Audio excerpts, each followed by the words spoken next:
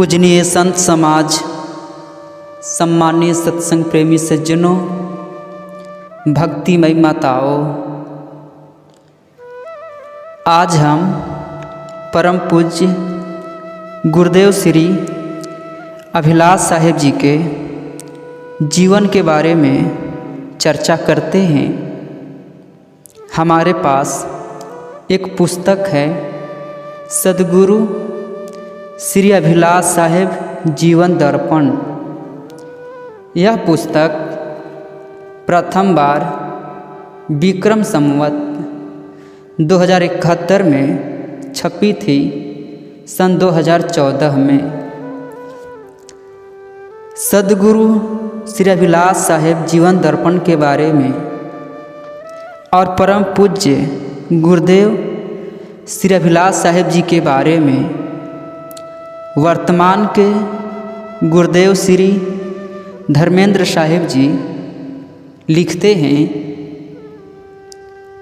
इस प्रकार लिखते हैं, सद्गुरु कबीर के पश्चात कबीर पंथ में अनेक त्याग, वैराग्यवान, प्रतिभा संपन्न संत महात्मा हुए हैं, जिनमें श्री श्रुति गोपाल साहेब, श्री भगवान साहेब, श्री जागू साहेब, श्री धनी धर्म साहेब ये सद्गुरु कबीर के प्रमुख 4 शिष्य माने जाते हैं।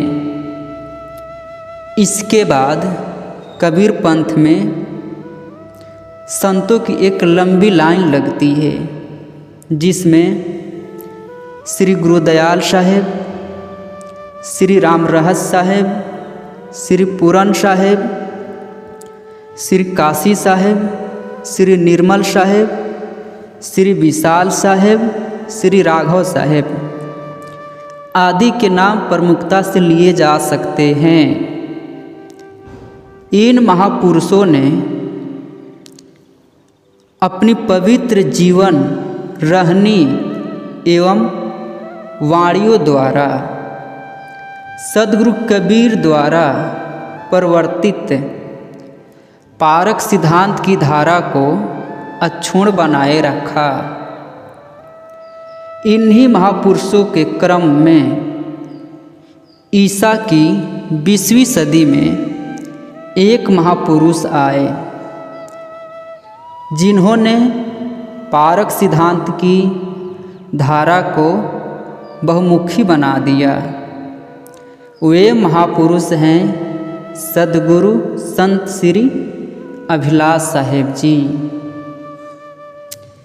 आगे गुरुदेव जी लिखते हैं, महत्व इस बात का नहीं है कि कौन क्या मानता है और क्या नहीं मानता है और किसका क्या सिद्धांत है, किंतु महत्व इस बात का है कि कौन कैसा जीवन जीता है, किसका जीवन मूल्य कैसा है। सबके विचारों से सब सहमत कैसे हो सकते हैं? विचारों, मान्यताओं, संस्कारों, स्वभावों में तो अंतर रहा है और रहेगा ही, परंतु त्याग, वैराग्य, मन, वाणी, कर्मों की निर्मलता, विनम्रता आदि का स्वभाव कम वेश सब पर पड़ता ही है। परम पूज्य गुरुदेव श्री अभिलाष साहेब जी के उच्च जीवन रहने के प्रभाव से दूर दूर के साधु, भक्त, सज्जन, जिज्ञासु, मुमुक्षु प्रभावित होते रहे हैं।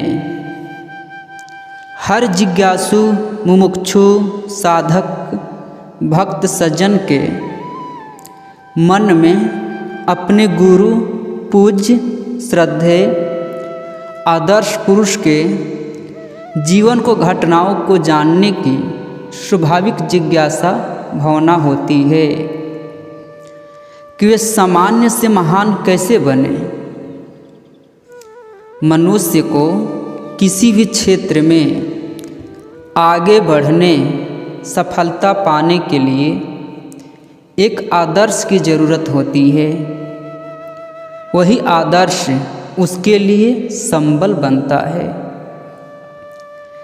35 से 40 वर्ष की उम्र तक पहुँचते पहुँचते पूज्य गुरुदेव जी की सुकृति दूर दूर तक फैल गई थी और प्रेमी, भक्त, सज्जन गुरुदेव जी के जीवन की घटनाओं को जानने के लिए उत्सुक होने लगे थे और यह उत्सुकता उत्तरोत्तर बढ़ती गई। अनेकों ने गुरुदेव जी से इस संबंध में कहा भी कि वे स्वयं अपने जीवन के बारे में लिख दे, परंतु गुरुदेव जी ने इसे कभी स्वीकारा नहीं और आपने कहा कि मेरे विचार ही मेरे जीवन कथा है और मेरे जीवन को जानना चाहते हो तो मेरे विचारों को जानो, समझो और जो मैंने लिखा है उसे पढ़ो और उनके अनुसार जीवन बनाओ।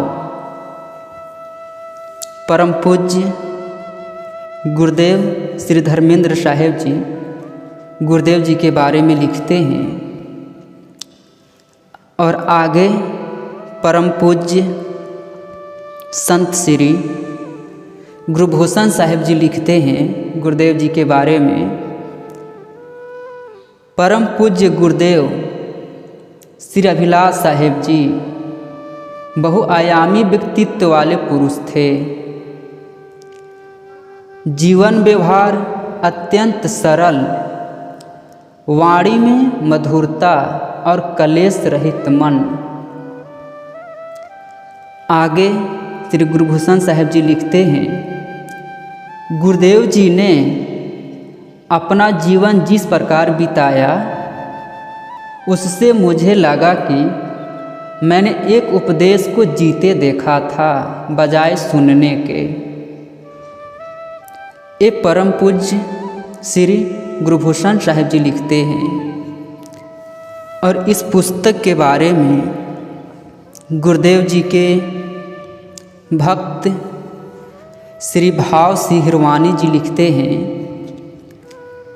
और वह लिखते हैं राम साहब के लिए कि शायद आपको पहले ही आभास हो गया था कि गुरुदेव श्री अभिलाष साहेब जी के शरीर में एक दिव्य आत्मा निवास करती है, इसलिए आप गुरुदेव जी के जीवन में घटित घटनाओं को जो आपने स्वयं देख, सुन और महसूस कर रहे थे तथा समय समय पर गुरुदेव जी के द्वारा उत्घटित प्रसंगों को भी खामोशी से लिपिबद्ध करते रहें।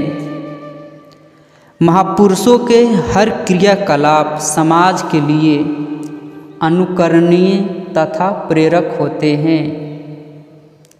आपने सब प्रयास साहेब जी की जीवन गाथा के सभी पहलुओं पर प्रकाश डालने की भरपूर कोशिश की है और इसमें आप पूरी तरह सफल हैं। इस तरह यह संकलन साहेब जी के जीवन और दर्शन दोनों पक्षों पर प्रमाणिक दस्तावेज बन गया है। आपका यह कार्य अत्यंत प्रशंसनीय तथा समाज के लिए बहुत बड़ा योगदान है। यह श्री गुरुदेव जी के प्रति राम साहब जी के श्रद्धांजलि भी है। यह गुरुदेव जी के भक्त भाव सिंह हिरवानी जी लिखते हैं। आगे इस पुस्तक के बारे में श्री राम साहिब जी लिखते हैं, एक बार गुरुदेव जी के पास भक्त श्री प्रेम प्रकाश जी आए और बैठते ही उन्होंने कहा, साहिब जी आपके जीवन, समाज और संस्मरणों की एक पुस्तक होनी चाहिए। इससे समाज का बड़ा हित होगा। इसे लिखने में केवल आप ही समर्थ है। गुरुदेव जी ने कहा कि अब इस बुढ़ापे में मैं अपने जीवन की मुर्दा बातें लिखूं, यह संभव नहीं है। श्री राम साहब जी लिखते हैं कि श्री प्रेम प्रकाश जी की बात सुनकर मुझे बड़ी प्रसन्नता हुई, लेकिन गुरुदेव जी का जवाब सुनकर निराशा भी हुई। आगे श्री साहब जी लिखते हैं, राम साहब जी, गुरुदेव जी के शरण में आने के साल भर बाद आपकी सेवा में रहने का मुझे सौभाग्य प्राप्त हुआ। लंबे समय तक निकट से आपको देखने, सुनने एवं आपकी जीवन, आपके स्वभाव, रुचि और हर कार्य व्यवहार को समझने का अवसर मिला। आपकी जीवनचर्या एवं आदर्श में रहनी हृदय को स्पर्श करती थी। लिखने का उत्साह भी होता था, लेकिन जब लिखने बैठता तो समझ में नहीं आता था कि क्या और कैसे लिखूं। मई सन 2005 में गुरुदेव जी के साथ गुजरात जाना हुआ। वही मैंने अपने मनन चिंतन हेतु आगंतुकों के सम्मुख गुरुदेव जी द्वारा की गई चर्चा पर कुछ लिखने का प्रयास करने लगा। धीरे धीरे प्रयास बढ़ता गया और आपके प्रवचनों में भी व्यक्तिगत जीवन पर काफ़ी सामग्री मिली। अनेक ऐसी बातें होती जिन्हें मैं गुरुदेव जी से पूछता रहा। कभी कभी बताने की आपकी रुचि ना होने पर भी मैं दोबारा पूछता। अंततः गुरुजी बताते। यह श्री राम साहब जी लिखे हैं और श्री राम साहब जी गुरुदेव जी की सेवा में लंबे समय तक रहे हैं, जैसे कि भगवान बुद्ध की सेवा में आनंद रहते थे। इस पुस्तक का पूरा श्रेय श्री राम साहब जी को जाता है। राम साहब जी गुरुदेव जी के सानिध्य में रहे और गुरुदेव जी के हर क्रियाकलापों को देखते रहे और उन्होंने महसूस किया कि गुरुदेव जी के शरीर में एक दिव्य आत्मा निवास करती है। और साहब जी शुरू से लेकर गुरुदेव जी के अंतिम सांस तक गुरुदेव जी के सेवा में रहे। और आगे श्री राम साहब जी लिखते हैं, सबसे ज़्यादा उपकार तो परम पूज्य श्रद्धेय संत श्री धर्मेंद्र साहब जी का है, जिन्होंने इसे लिखने में अनेक महत्वपूर्ण जानकारियाँ दी। आपने जब जाना कि मैंने कुछ लिखा है तो स्वयं इसकी कॉपी मांगकर मनोयोग पूर्वक शोधने, व्यवस्थित रूप देने, छापने आदि में दीर्घकाल तक अथक परिश्रम किया और अपना अमूल्य समय दिया। आपकी इस लगन और कृपा के बिना यह काम हो ही नहीं सकता था। आपके प्रति हम आभार क्या प्रकट करें। इस पुस्तक के साथ हम स्वयं आपके हैं। श्री राम साहब जी ने जो काम किए हैं वो अति सराहनीय हैं। मैं अपने दिल से साहेब जी को त्रेवार साहेब बंदगी करता हूँ कि आपने जो अथक परिश्रम किया और समाज को एक सही दस्तावेज दिया जिससे समाज को लाभ हो और समाज गुरुदेव जी के बारे में जाने और अपना जीवन सत्यम शिवम सुंदरम बनाए। कल से गुरुदेव जी के जीवन के बारे में हम चर्चा करेंगे। गुरुदेव जी का जन्म एवं बाल्यकाल कैसे बीता और इससे आगे की चर्चा हम कल से शुरू करेंगे। आज बस इतना ही। साहेब बंदगी।